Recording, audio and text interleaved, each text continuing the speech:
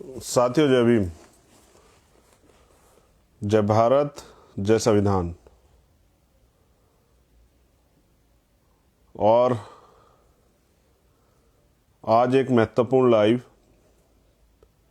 जो भारतीय संविधान दिवस की पूर्व संध्या पर मैंने आप लोगों से बात करने के लिए और भी कुछ जो चीज़ें मेरे मन में हैं वो आप तक पहुंचाने के लिए आज का लाइव मैंने सुनिश्चित किया कि भाई अपने लोगों से बात करनी चाहिए और अपने लोगों से बात करके उस आंदोलन कारवा को आगे बढ़ाते रहना चाहिए जो आंदोलन कारवा हमारे महापुरुषों ने चलाया था। तो हमेशा की तरह मैं आपके सामने लाइव हूँ भीम आर्मी फेसबुक पेज पे। साथियों, बात को शुरू करने से पहले करुणा के सागर तथागत गौतम बुद्ध, संत शिरोमणि सतगुरु रविदास जी महाराज, भगवान वाल्मीकि महाराज, गुरु नानक देव, संत कबीर, गुरु घासीदास, जो संत गुरु महापुरुष हुए हैं उन सभी को नमन करता हूँ। उसके उपरांत सामाजिक परिवर्तन के अग्रदूत राष्ट्रपिता ज्योतिबा फूले, छत्रपति साहू जी महाराज, छत्रपति शिवाजी महाराज, संत गाडगे जी महाराज, नारायणा गुरु, पेरियर रामास्वामी नायकर, पेरेलाल यादव,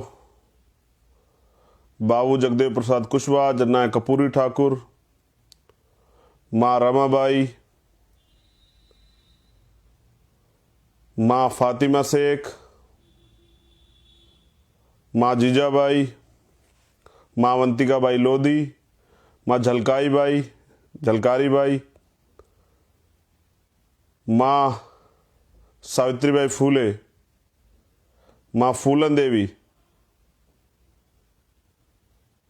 आप बहुजन समाज में जन्मी वीरांगनाओं को भी, मातृशक्ति को भी नमन करता हूँ। मैं नमन करता हूँ बाबू जगदेव प्रसाद कुशवाहा, जननायक कपूरी ठाकुर, इनके साथ जो नायक हुए हैं इस देश में, जिनमें भगवान बिरसा मुंडा, तात्या भील, ऐसे युगों युगों तक याद रखे जाने वाले वीरों को, महापुरुषों को भी नमन करता हूं। मैं देश की आज़ादी के लिए शहादत देने वाले और बहुजन आंदोलन को आगे बढ़ाने वाले इस धरा के वीर सपूतों को भी नमन करता हूं। मैं नमन करता हूं शहीद आजम सरदार भगत सिंह जी को, सरदार करतार सिंह सराभा जी को, सरदार उधम सिंह जी को। मैं नमन करता हूं अशफाक उल्लाह खां को, वीर अब्दुल हमीद को। मैं नमन करता हूं वीरों के वीर टीपू सुल्तान जी को। मैं नमन करता हूं एपीजे अब्दुल कलाम साहब को। मैं नमन करता हूं कोतवाल धन सिंह गुर्जर को, विजय सिंह पथिक को, सर छोटू राम को, चौधरी चरण सिंह जी को। सबने अपने अपने समय में योगदान दिया है। मैं नमन करता हूं माता दिन वाल्मीकि जी को। मैं नमन करता हूं दीना महाना वाल्मीकि जी को। मैं नमन करता हूं विश्व रत्न डॉक्टर बाबा साहब भीमराव अम्बेडकर जी को।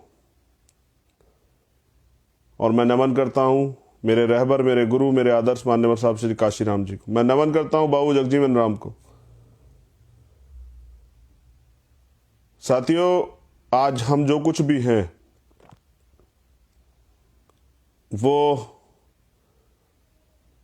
परिवर्तन कुछ दिनों, कुछ महीनों की देन नहीं है। वो परिवर्तन सदियों के हमारे गुरुओं महापुरुषों संतों के अथक प्रयास से आया है। और आज हमारे पास जो कुछ भी है वो हम अपने महापुरुषों गुरुओं संतों के त्याग बलिदान तपस्या संघर्ष और उनके अथक प्रयासों से ही जो हमें मिला उसके आधार पर कर पाए। तो आज का जो लाइव था उसमें विशेष ये है, उसमें 2-3 पॉइंट विशेष है, लेकिन मैं एक एक पॉइंट पे बात करूंगा, महत्वपूर्ण भी है क्योंकि अब के बाद इसको बड़े संख्या पे तो भी हजारों की संख्या में लोग सुन रहे हैं, लेकिन लाइव के बाद सोशल मीडिया के माध्यम से, व्हाट्सएप के माध्यम से, यूट्यूब के माध्यम से लाखों लोग इसको सुनने का काम करेंगे और पूरे देश में काम करने वाले भीम आर्मी आजाद समाज पार्टी कार्यकर्ता पदाधिकारी भी इसको सुनेंगे। मैं सर्वप्रथम तो धन्यवाद देता हूं भीम आर्मी के सभी कार्यकर्ताओं का, आजाद समाज पार्टी के सभी कार्यकर्ता पदाधिकारियों का, इस आंदोलन को आगे बढ़ाने के लिए जिन व्यक्ति ने भी एक दिन, एक घंटा, एक मिनट भी भीम आर्मी के आंदोलन में भागीदारी की हो, मैं उन सबका धन्यवाद करता हूं। साथियों, जैसा मैंने आपसे बताया कि कल संविधान दिवस 26 नवंबर 1949 को भारतीय संविधान बाबा साहब अम्बेडकर ने पूरा किया और 26 जनवरी 1950 को वो लागू हुआ। भारत का संविधान दुनिया का सबसे बड़ा संविधान और ये हमारे लिए सबसे बड़ा धर्म ग्रंथ भी है, क्योंकि आज हमारे पास जो कुछ भी है वो भारतीय संविधान में मिले अधिकारों की बदौलत, चाहे वो एजुकेशन हो, चाहे वो रोजगार हो, चाहे स्वाभिमान सम्मान हो, चाहे अन्याय अत्याचार होने पे सुरक्षा रक्षा और अपराधियों के खिलाफ कार्रवाई हो, या हमारी तरक्की के रास्ते आरक्षण, या और जो आयोग और तमाम तरह की चीजें बहुजन समाज के लोगों के लिए और इस देश में रहने वाली प्रत्येक महिला को जो तरक्की का अधिकार, बराबरी का अधिकार, स्वाभिमान सम्मान से जीने का अधिकार जो मिला है वो इसी भारतीय संविधान की वजह से मिला है। साथियों, पहली चीज तो मेरे बड़ी खुशी की बात यह है कि दिल्ली की जो टीम है हमारी, मैं भी 2 दिन के महाराष्ट्र दौरे से लौटा हूं और महाराष्ट्र में संविधान जागृति यात्रा भीम आर्मी आजाद समाज पार्टी के साथियों के सहयोग से चल रही। मैं वहां की पूरी टीम का धन्यवाद देता हूं कि वो एक अच्छा प्रयास कर रहे हैं और मैं विश्वास के साथ कहता हूं कि ये जागृति जो आई है ये बाबा साहब अम्बेडकर को पढ़कर, अपने गुरुओं महापुरुषों को पढ़कर, उनसे सीखकर ये जागृति आई। लेकिन साथियों, संविधान हमें मिला,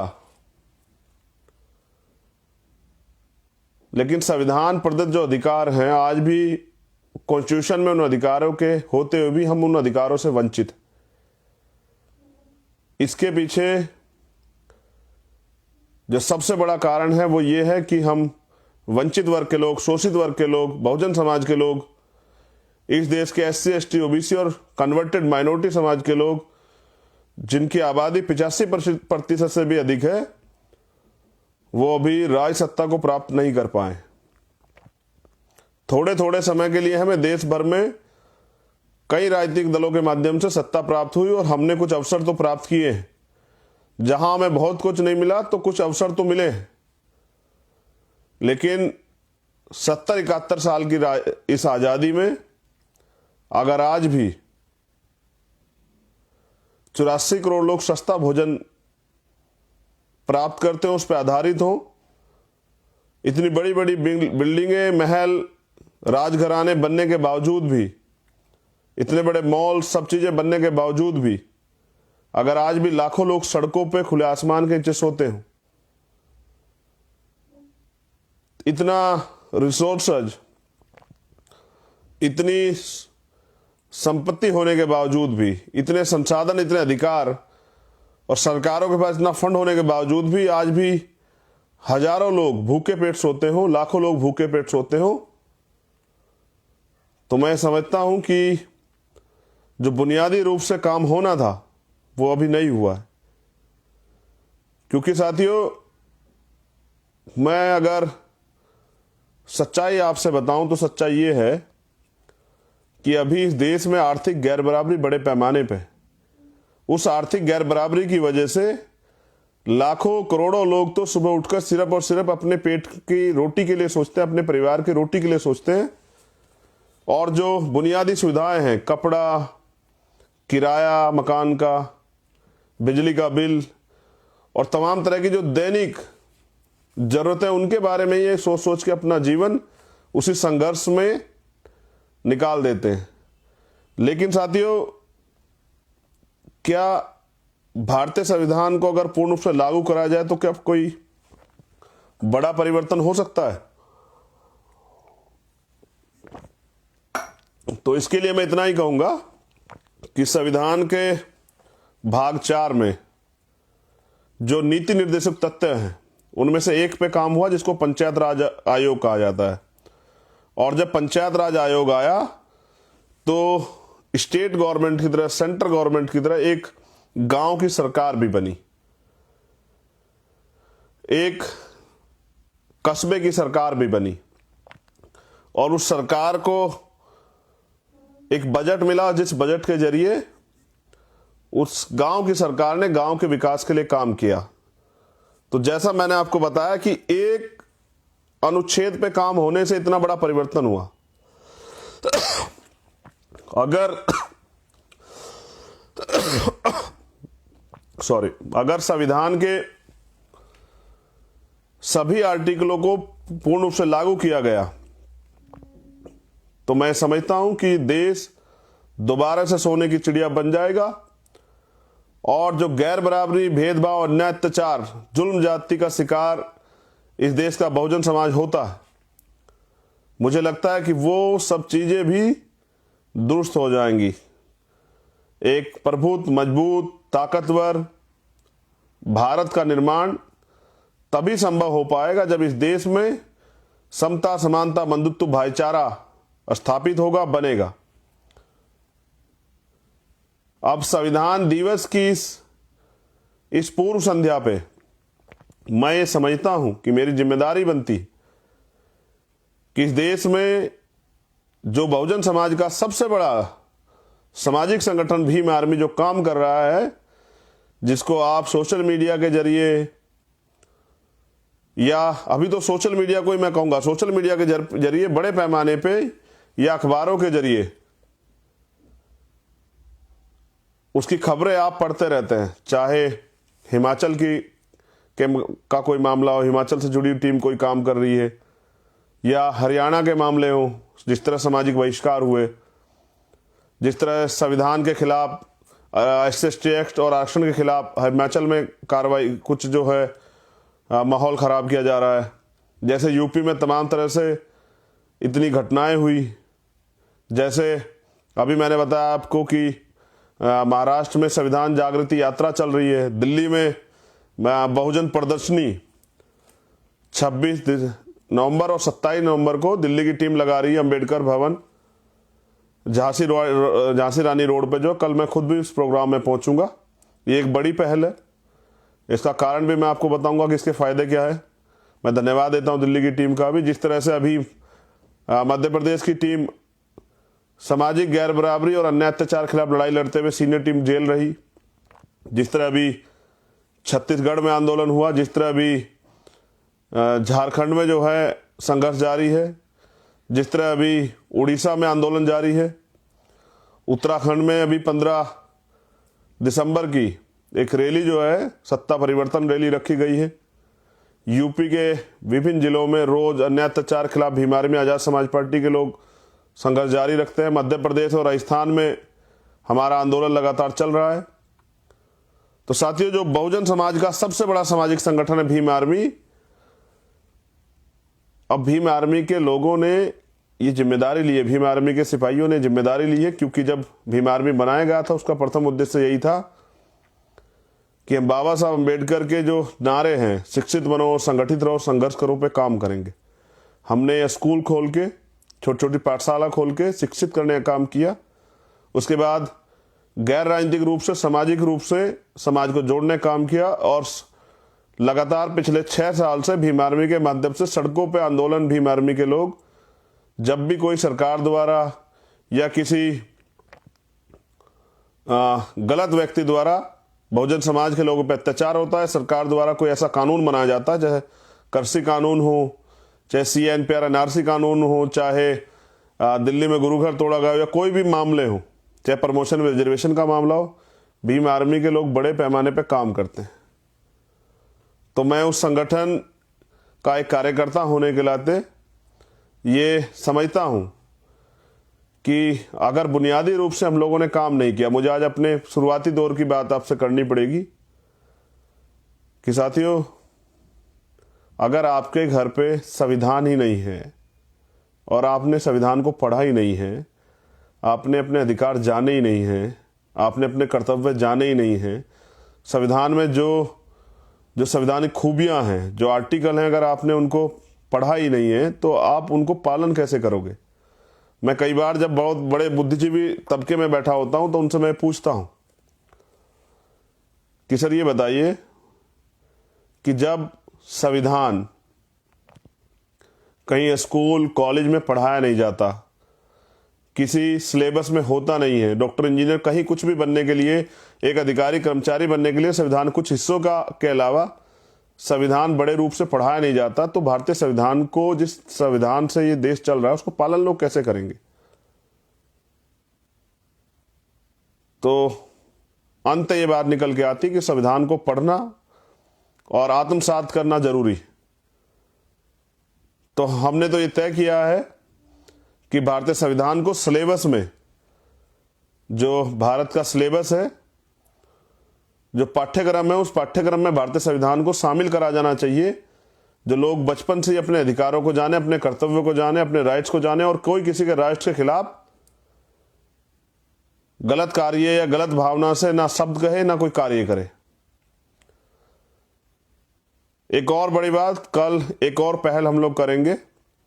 कल सुबह से ही मैं आपसे अपील करूंगा कि जितने साथियों ने संविधान जिनके पास है, वो संविधान के साथ सेल्फी जरूर क्लिक करें। सेल्फी से कुछ होता नहीं है, लेकिन ये भी जानने की बात है कि हम संविधान के साथ सेल्फी लेके ये भी सुनिश्चित करें कि संविधान को मानने वाले कितने लोग हैं देश के अंदर, संविधान की सुरक्षा करने वाले लोग कितने हैं। क्योंकि जिस तरह से एक राजनीतिक दल, उसकी विचारधारा, जिसको हम भारतीय जनता पार्टी और RSS के नाम से जानते हैं, वो लोग भारतीय संविधान के खिलाफ लगातार काम कर रहे हैं। हमें संविधान की सुरक्षा भी करनी है। भीम आर्मी जो है वो संविधान का सुरक्षा दल भी है। तो कल हमें सोशल मीडिया के माध्यम से अपनी स्ट्रेंथ भी दिखानी है कि चाहे वो ट्विटर के माध्यम से हो, कोई हैशटैग चला के, या फेसबुक के माध्यम से हो, जो भी विकल्प आपके पास है, या फिर आप अपनी DPI लगाएं, अपने जो अकाउंट्स आपने सोशल मीडिया हैंडल्स पे बनाए हैं उन पे अपनी DP लगा के आप कल भारतीय संविधान के साथ फोटो जरूर लगाएं, जिससे कि ये पता लगे विरोधियों को भी संविधान की रक्षा करने वाले कितने लोग हैं। हम इसको कल इवेंट के रूप में मनाएंगे, क्योंकि मैं तो और भी प्रोग्राम में शामिल होऊंगा, आप भी प्रोग्राम शामिल होंगे, लेकिन अंत संविधान की रक्षा करने के लिए संविधान से हमें मिला क्या, जब आप इस बात को जान जाओगे। और संविधान जब नहीं रहेगा, आपके पास क्या नहीं रहेगा, जिस दिन आपको पता लग जाएगा, तो शायद आपको एहसास होगा कि भारतीय संविधान की रक्षा कितनी जरूरी है और उसकी रक्षा किन किन माध्यम से हो सकती है।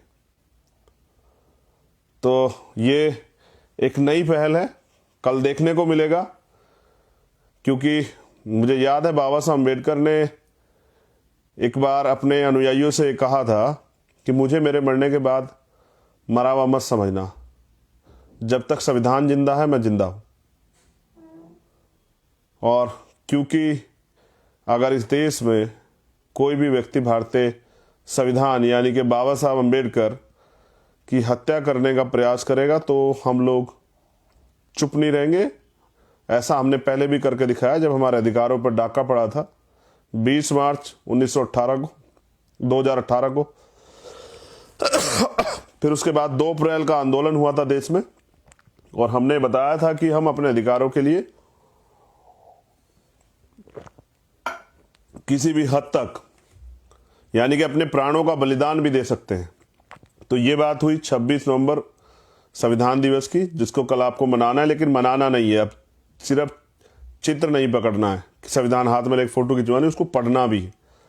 कल आप ये सुनिश्चित करेंगे कि आपके मूल कर्तव्य क्या हैं और आपके मूल अधिकार क्या हैं। ये कल आप जरूर पढ़ें, क्योंकि जब आप अपने अधिकारों को जानोगे तभी तो उसका प्रयोग करोगे, और जब आप अपने कर्तव्यों को जानोगे तभी तो उस ड्यूटी का पालन करोगे।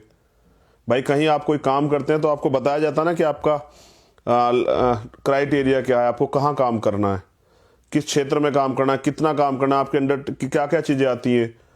तो अभी भारतीय संविधान कोई पढ़ाया नहीं जाता। तो इस देश में व्यक्ति कितना भी पढ़ा लिखा हो, लेकिन अगर संविधान नहीं पढ़ा तो उसको क्या पता संविधान में उसको क्या अधिकार मिले या उसकी संवैधानिक कर्तव्य क्या देश के प्रति। तो ये भारतीय संविधान पे मेरी बात हुई। एक सेल्फी, जिसका मैंने कहा कि भाई सेल्फी हम लोग जो हैं खिंचवाने वाले हैं कल, और सेल्फी के साथ फोटो जो है उसको सोशल मीडिया पे लाने वाले हैं, क्योंकि आज का जो ज़माना है वो सोशल मीडिया का है। और अब मैं यहाँ बैठे भी दुनिया में रहने वाले लोग मुझे सुन रहे हैं, मुझे खुद दिखाई दे रहा है, बहुत सारे NRI जो हैं मेरे भाई और इस आंदोलन के सहयात्री सुन रहे हैं, जो इस मेरे साथ ही समकालिक आंदोलन को आगे बढ़ाने का काम कर रहे हैं। तो ये एक बड़ा नेटवर्क है, बड़ा प्लेटफार्म है, जिसके जरिए मैं दुनिया में आज मुझे सुना जा रहा है। तो मैं समझता हूँ कि मैं धन्यवाद करता हूँ बाबा साहब अम्बेडकर का कि उनकी वजह से यह अवसर हमें मिला, क्योंकि अगर अवसर नहीं मिलेगा तो हम क्या कर सकते हैं इसका पता कैसे लगेगा, हम किस तरह से दिखा सकते हैं कि हमारे अंदर कितनी ताकत है। सोचिए अगर आपको पढ़ने का अवसर ना मिले तो आप जब पढ़ोगे नहीं तो IAS IPS डॉक्टर इंजीनियर कैसे बनोगे। तो जब आपको पढ़ने का अवसर मिलेगा तभी तो आप अपनी स्ट्रेंथ, अपनी ताकत, अपनी क्षमता और अपने ज्ञान का प्रदर्शन कर सकते हैं। तो जब बाबा साहब को यहाँ पढ़ने का समय मिला वो यहाँ पढ़े, किन परिस्थितियों में पढ़े ये आपने भी देखा, कितने अपमान सह के पढ़े, लेकिन पढ़े। उसके बाद वो विदेश में जाके पढ़े, और एक समय आया कि वो भारत के संविधान लिखने के लिए इस देश में रहने वाले सभी नेतागणों को जरूरत पड़ी बाबा साहब अम्बेडकर की, और बाबा साहब अम्बेडकर के अथक प्रयास से ये संविधान पूरा हुआ। तो ये भारतीय संविधान की बात हुई। अब मैं कुछ इंपॉर्टेंट बात आपसे एक और कर लूं। 3 दिसंबर मेरा जन्म दिवस है,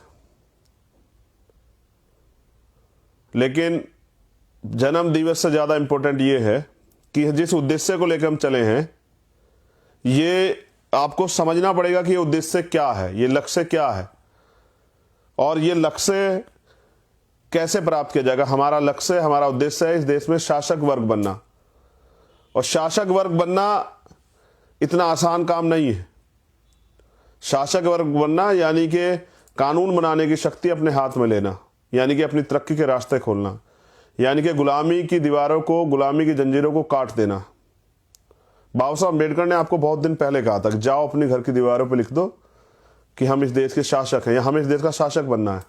आप मेरी छोड़िए, मैं तो एक अदना सा सिपाही हूं, छोटा सा इस मिशन का। लेकिन क्या आपने बाबा साहब अम्बेडकर की बात मानी? क्या आपने अपनी घर की दीवारों पर लिखा? और अगर आपने दीवारों पर नहीं लिखा या लिखा तो क्या आपने शासक बनने का प्रयास किया? तो आज आत्मचिंतन, आत्माकलन की जरूरत आ चुकी है कि बाबा साहब द्वारा जो संविधान प्रदत्त अधिकार है वो भी छीनने की कगार पे है। जिस तरह सारे सरकारी सिस्टम को प्राइवेट करके आरक्षण व्यवस्था खत्म की जा रही, जिस तरह से आज भी भूमिहीन है बड़े पैमाने पे इस देश का वंचित वर्ग जो है, जिस तरह से आप जब अपने अधिकारों के लिए बात करते हो तो आपको पुलिस का अन्याय और जुल्म का शिकार होना पड़ता, जिस तरह से आज भी एट्रोसिटी, आज़ादी के 70-71 साल बाद भी आज भी रेप, हत्याएं, सामूहिक बहिष्कार, सामूहिक नरसंहार, घर जला देना, घोड़ी से उतार देना, मूछें रखने पर अपमानित करना, इसके अलावा तमाम तरह का सोशल बाइकआउट और तमाम तरह की और परेशानियां, भेदभाव, अपमान, ये सब आज भी आपको सहना पड़ता है। तो भारत में कितनी प्रगति हुई है? क्यों किसी ने इसको अपना दर्द नहीं समझा? क्यों किसी ने इसको दर्द समझ के वंचित वर्ग के लोगों की का जो उपवास उड़ाया जाता, अपमान उड़ाया, क्यों उसको ये नहीं समझा कि इस परेशानी को, इस बीमारी को भी खत्म करना चाहिए? क्यों ये जातिवादी व्यवस्था, जो जाति व्यवस्था है, वो इस देश के इन राजनीतिक दलों के मैनिफेस्टो में क्यों नहीं है? तो मेरा जवाब उस पर यह है, क्योंकि उनको इससे परेशानी ही नहीं है। कुछ लोग इस देश में गैर बराबरी पर आधारित इस जाति व्यवस्था को बना के रखना चाहते हैं, जो इंसानों को बांटने का काम करते हैं। जितना जातियों में बटा रहेगा इंसान, उतना ही भाईचारा नहीं बनेगा, और जब भाईचारा नहीं बनेगा तो देश में एकता कैसे आएगी? और जब हम एकजुट नहीं होंगे तो हम इस देश की तरक्की के लिए लड़ेंगे कैसे? अभी तो हम के पर्टिकुलर जातियों की, धर्मों की लड़ाइयाँ लड़ रहे हैं। तो मैं समझता हूं धीरे धीरे मेरे विरोधी लोग भी जब इस बात को समझेंगे और इस बात को महसूस करेंगे कि हम लोग परिवर्तन की लड़ाई लड़ रहे हैं और परिवर्तन की शुरुआत आज नहीं तो कल होनी है, तो मुझे विश्वास है कि वो भी इस बात का समर्थन करेंगे कि अगर आज भारत कई कारणों से पीछे है, उसका सबसे बड़ा कारण इस देश में फैला बड़े पैमाने पर जातिवाद है। और जो जातिवाद से मुक्ति की बात करते हैं, जातिहीन समाज बनाने की बात करते हैं, वो इस देश का चरित्र है कि उन्हीं लोगों को जातिवादी कह के और ये बताने का प्रयास किया जाता है कि भाई ये लोग जातिवाद को बढ़ावा दे रहे हैं। बाबा साहब अम्बेडकर ने 1,500 जातियों में बटे शेड्यूल कास्ट को, 1,500 करीब जाति में बटे शेड्यूल ट्राइब को, और 3,000 करीब 3,700 कुछ जातियों में बटे अन्य पिछड़े वर्ग के लोगों को, बैकवर्ड समाज के लोगों को एकजुट करके वर्गों में बनाने का काम किया, जिसको SC ST OBC कहते हैं। और भी बहुत सारे लोगों को माइनॉरिटी के जरिए एकजुट करने का काम किया। बाबा साहब अम्बेडकर ने तो प्रयास किया था कि इन वर्ग के लोगों में एकता बने, लेकिन इस ब्राह्मणवादी मनुवादी व्यवस्था ने इनको जातियों के आधार पर तोड़ के समाज को जुड़ने नहीं दिया गया और इनको बताया कि आप उस जाति से ऊंचे हो, आप उस जाति से नीचे हो और आपको इस जाति के साथ नहीं खड़ा होना है, आपका सामाजिक अपमान होगा।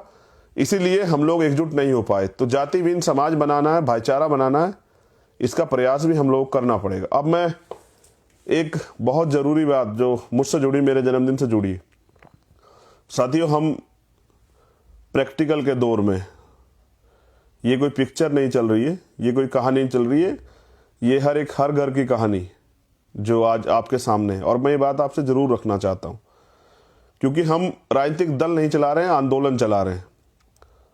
कोई जो बात मैं आपसे कहने वाला हूं, कोई राजनीतिक दल का नेता कार्यकर्ता भी आपको कहे तो आप मुझे बताना। आप अपने खुद से सोचना कि चंद्रशेखर आजाद क्या कह रहे हैं। इस बात को कहने के लिए कितना बड़ा दम चाहिए। साथियों, 3 दिसंबर को मेरा जन्मदिन है और मुझे पता है कि आप मेरे जन्मदिन को अपने घरों पे, कार्यालयों पे मनाने वाले हैं और आप उसमें तमाम तरह के खर्चे भी करेंगे। भाई केक मंगाएंगे या और कोई काम करेंगे या गुब्बारे लगाएंगे, मतलब जो भी आप कर सकते हैं उसको आप प्रयास करेंगे। साथियों, मेरी आपसे अपील है, हमें अपने कार्य को आगे बढ़ाना, हमें अपने उद्देश्य को पूरा करना है। और जैसे शरीर को रक्त की जरूरत होती है, वैसे आंदोलन को आगे बढ़ाने के लिए वित्त की जरूरत होती है, धन की जरूरत होती है।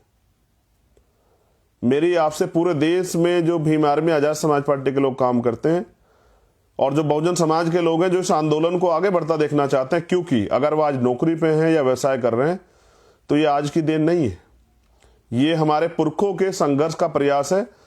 तब जाके हमें प्रतिनिधित्व मिला है और जो प्रतिनिधित्व हमें मिला है, जिसके आधार पर आप आगे बढ़े हैं, उसके लिए आपकी भी कुछ जिम्मेदारी बनती है कि उस आंदोलन को चलाने के लिए पे बैक टू सोसाइटी को आप जिंदा रखें। साथियों, मैं अकेला सब कुछ नहीं कर सकता हूं, हम सब मिलकर बदलाव कर सकते हैं, हम सब मिलकर इस व्यवस्था से लड़ सकते हैं। एक तरफ तमाम तरह के बड़े बड़े दल हैं जिनके पास बड़े बड़े ऑफिस हैं, बड़ी बड़ी गाड़ियां हैं, उनके पास विधायक हैं, MP हैं, उनके पास बिजनेसमैन हैं, तमाम तरह के लोग। लेकिन मैंने जब अपने रहबर मान्यवर काशीराम साहब को आंदोलन चलाते देखा और जब मैंने उनको पढ़ा और जाना, तो उन्होंने कहा कि आंदोलन अपने सहारे और इशारे पे चलता है। तो मैं आपसे निवेदन करता हूं कि जिस दिन मेरा जन्मदिन है, उस दिन आप और कोई खर्चा ना करके, जिस तरह से आप धार्मिक स्थलों पे लंबे समय से जाकर लाइन में खड़े होके अपनी जिम्मेदारी को अदा करते हैं, अपने इष्ट को, अपने जिसको भी आप मानते हैं उसको नतमस्तक होते हैं, तो साथियों, इस आंदोलन को चलाने के लिए जो सहयोग की जरूरत, पार्टी का अकाउंट नंबर आपके समक्ष है, आपकी जानकारी में मैं डाल भी दूंगा कल भी। मैं चाहता हूं कि पूरे देश से कार्यकर्ता जो भी सहयोग करना चाहते हैं, क्योंकि यूपी और पंजाब, उत्तराखंड, 3 स्टेट में तो इलेक्शन है 2022 का। और जैसे मैंने कहा, कोई अगर सहारा देगा तो इशारा भी देगा।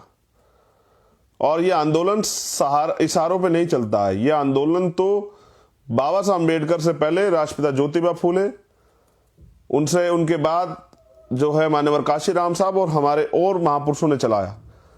ये आंदोलन तो विचारधारा का आंदोलन, ये मिश्रण से चल ही नहीं सकता है। और मैंने जो कहा कि आज जो कारपोरेट सेक्टर है, जो तमाम तरह का, जिससे हमें परेशानी है, वो सब चीजें उन लोगों के हाथ में जो लोग इस व्यवस्था को बनाए रखना चाहते हैं।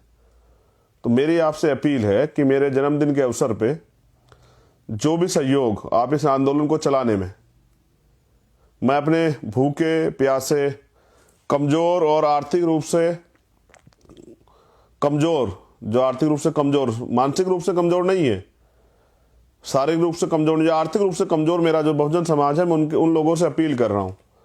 क्योंकि अगर मैं अपनी तकलीफ आपसे नहीं कहूंगा तो किससे कहूंगा भाई। इस आंदोलन को चलाने के लिए, जैसे मैंने कहा कि शरीर को स्वस्थ रखने के लिए रक्त की जरूरत होती है, उसी तरह से आंदोलन को आगे बढ़ाने के लिए वित्त की जरूरत होती है। मैं पहला शख्स ऐसा नहीं हूं जिसने ये योगदान लिया। माननीय काशीराम साहब इसका बड़ा उदाहरण है। वो तो अपने जन्मदिन के अवसर पे अपने साथियों से अपने वजन के बराबर आर्थिक मदद, या अपनी उम्र, कुछ समय तक अपनी उम्र के बराबर मदद के लिए लोग अपने साथियों से कहते थे।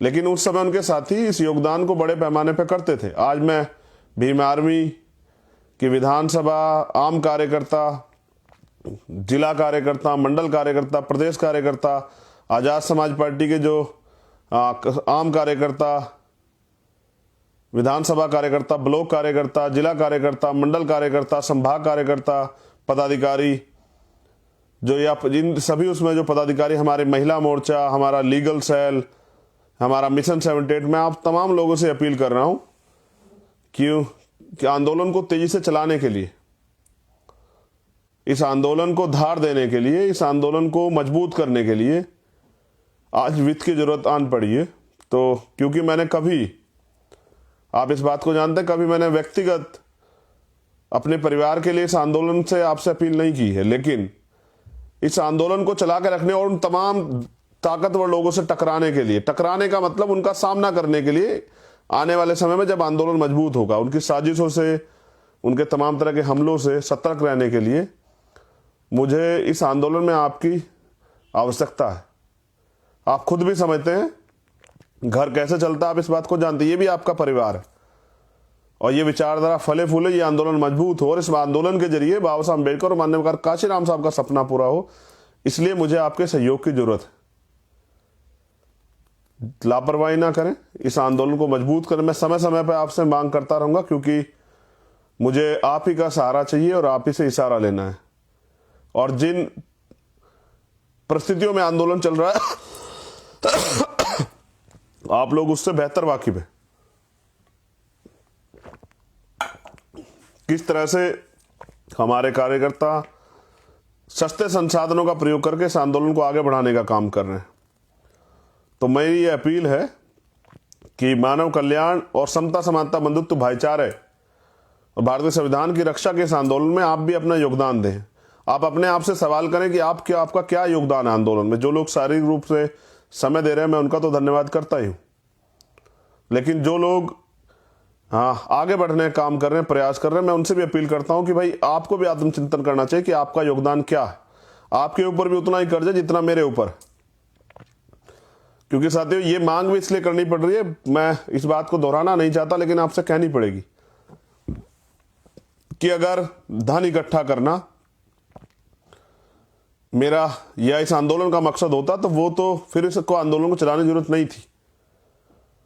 फिर तो किसी भी दल से की पार्टी ज्वाइन करके और विधायक एमपी बन के धन कमाया जा सकता था, बंगले गाड़ियां अरेंज की जा सकती थी, फार्म हाउस बनाए जा सकते थे, लेकिन उससे मेरा लाभ हो सकता है। इस देश के करोड़ों वंचित वर्ग के लोगों का लाभ नहीं होगा। इस देश के करोड़ों वंचित वर्ग के लोगों का लाभ तब होगा जब इस विचारधारा, जो बहुजन विचारधारा, उससे जुड़ा हुआ जो आंदोलन है वो ताकतवर होगा और उस आंदोलन के जरिए उनकी तरक्की के रास्ते खुलेंगे, उनकी भारतीय संविधान के जो संविधान प्रदत्त अधिकार है वो लागू होंगे। तो हम लोग लगातार संघर्ष कर रहे हैं। आप जानते हैं देश का कोई कोना हो जहां मेरी जरूरत होती है, भीम आर्मी के लोग जरूरत होती है, हमारे सभी राष्ट्रीय स्तर के पदाधिकारी आज भी अपने अपने क्षेत्रों में जाके काम कर रहे हैं, हमारे सभी लोग काम कर रहे हैं। तो और लगातार वोट भी बन रही है, उस पर भी फोकस रखें, अपने संगठन को भी दुरुस्त रखें, अपनी जिम्मेदारियों को समझें। तो मेरी ये आपसे अपील है, विनम्र अपील, दबाव नहीं है, क्योंकि काशीराम साहब कहते मैं अकेला ही चला था मंजिले जानिब, लोग मिलते गए और काफिला बनता गया। तो मैं समझता हूं कि काशीराम साहब ने यह भी कहा कि अगर भाई जो जितनी दूर साथ चल सकता है वो उतनी दूर साथ चले। अब ये आंदोलन है, इसमें सब लोग तो नहीं टिकेंगे। जिन लोगों के जो लोग जुड़े हैं और उनके जो व्यक्तिगत उनकी महत्वाकांक्षा अगर वो पूरी नहीं होगी तो वो चले जाएंगे, लेकिन हमें आंदोलन तो नहीं रोक सकते हैं, क्योंकि ये आंदोलन तो जिंदा रखना है। ये आंदोलन जिंदा नहीं रखेंगे तो हम पिछली लाइन में खड़े हो जाएंगे और फिर समझिए कि दूसरों की तरह इस विचारधारा का अंत हो जाएगा। इस विचारधारा का अंत नहीं होने देना। ये विचारधारा जिंदा है तो हमारे महापुरुषों का त्याग बलिदान जिंदा है। तो मेरी विनम्र अपील है कि कोई भी साथी मेरी बात से हटके कोई अनावश्यक खर्चा ना करे, और वो जो खर्चा आप मेरे जन्मदिन के अवसर पर करना चाहते हैं, उस खर्चे से मैं आपसे अपील करूंगा कि कल मैं पार्टी का अकाउंट नंबर दोबारा से भीम आर्मी फेसबुक पेज पे और ट्विटर अकाउंट्स पर डलवाऊंगा। मेरे आपसे निवेदन है कि आपका समय तो खर्च होगा बैंक जाने में, लेकिन इस आंदोलन को आगे बढ़ाने के लिए मुझे आपके मदद की जरूरत है। आप जो आपके लिए सक्षम, जो आप योगदान देना चाहते हैं, उस आंदोलन में योगदान जरूर दें। और मैं समझता हूं कि मैं आज से ही उस दिन का ब्यौरा भी आपको दूंगा मेरे जन्मदिन के बाद, कि कितना मदद जो है, कितने लोग, मदद का मतलब कितने लोग तैयार हो पाए हैं सामाजिक परिवर्तन, आर्थिक मुक्ति के इस आंदोलन को, स्वाभिमान सम्मान का इस आंदोलन को आगे बढ़ाने के लिए। साथियों, ये स्वाभिमान का आंदोलन है, और स्वाभिमान का आंदोलन अपने कंधों पे, अपने स्वावलंबन से चलता है, अपनी मेहनत से चलता है। तो अपने आंदोलन को किसी दूसरे के भरोसे न छोड़ते, आप अपने आंदोलन को मजबूत कीजिए। कल के लिए मैंने आपको बता दिया है कि हम लोग जो दिल्ली की टीम ने, आज़ाद समाज पार्टी भीम आर्मी टीम ने प्रदर्शनी लगाई, हम लोग उसमें शामिल होंगे, अंबेडकर भवन, झांसीराम रोड, दिल्ली। उसके बाद जो दिन में मैंने कहा कि सुबह में संविधान के साथ हम लोग सेल्फी लेके जरूर डालेंगे। और कल सभी लोग, मैं अपने कार्यकर्ता पदाधिकारियों से भी कभी भी पूछ सकता हूं जब मैं मीटिंगों में जाऊंगा, कल सभी लोग जिम्मेदारी से, जब हम संविधान दिवस मनाएं तो सिर्फ चित्र, जैसा मैंने कहा, चित्र नहीं पकड़ना है, चरित्र भी पकड़ना है। तो जो इस बार हम जो भारतीय संविधान में आपको मौलिक अधिकार मिले और जो संवैधानिक ड्यूटियां हैं, फंडामेंटल ड्यूटियां आपकी जो हैं, मूल कर्तव्य जो हैं, फंडामेंटल राइट और फंडामेंटल ड्यूटियां, ये सभी आपको पढ़नी है। मुझे विश्वास है जब आप इसको पढ़ेंगे तो फिर आप समझ पाएंगे कि आपको इस देश में किस तरह से अपने जीवन को तैयार करना। संविधान वे ऑफ लाइफ है, अगर जीने का रास्ता, अगर आप संविधान के हिसाब चलते हैं तो शायद मुझे लगता है कि आपके ऊपर आपको कोई तंग नहीं कर सकता। लेकिन अभी संविधान, मैं इस बात के साथ अपने आज के लाइव को क्लोज करूंगा, खत्म करूंगा, कि बाबा साहब अम्बेडकर ने कहा था संविधान कितना भी अच्छा क्यों ना हो, अगर चलाने वाले हाथ बुरे हैं, उनकी नीयत बुरी है, उनकी नीति बुरी, तो अंत संविधान बुरा साबित होगा। आज संविधान के जरिए संविधान को ताक पे रख के सरकारी मशीनरी का दुरुपयोग करके संवैधानिक संस्थाओं को, संवैधानिक मूल्यों को, जो संवैधानिक अधिकार है उनको खत्म किया जा रहा है। तो इनको बचाने के लिए आपको राजनीतिक शक्ति का भी निर्माण करना पड़ेगा और राजनीतिक शक्ति अपने हाथ लेनी पड़ेगी। बाबा साहब का एक स्टेटमेंट जरूर कोट करूंगा कि आप सब लोगों के लिए है कि मेरे लोगों को बताओ, मैंने जो कुछ भी किया वह मैं अभिशापित विपत्तियों से जूझते हुए तथा अनगिनत रुकावटों का सामना करते हुए तथा जिंदगी भर कदम कदम पर विरोधियों से संघर्ष करते हुए कर पाया हूं। इस कारवां की वर्तमान स्थिति को मैं बहुत कठिनाई से यहां तक लाया हूं। रुकावटों के बावजूद आपको इसे आगे बढ़ाना है। अगर मेरे अनुयायी इसको आगे ना बढ़ा सके तो किसी भी हालत में इस कारवां को पीछे ना जाने दे। यही मेरे लोगों के लिए मेरा संदेश है। बाबा साहब अम्बेडकर ये कहते हैं कि मैं अथक और कठिन प्रयासों से, और अभिशापित यानी कि जो उस समय की जो हालात थी कि कोई अधिकार नहीं थे और पढ़ना पड़ रहा था तो बाहर अपमानित होकर पानी पीने के लिए भी इंतजार, और किस तरह से आप जान रहे हैं, आपने पढ़ा होगा। तमाम परेशानियों के बावजूद बाबा साहब अम्बेडकर ने ये अधिकार हमें दिलाए।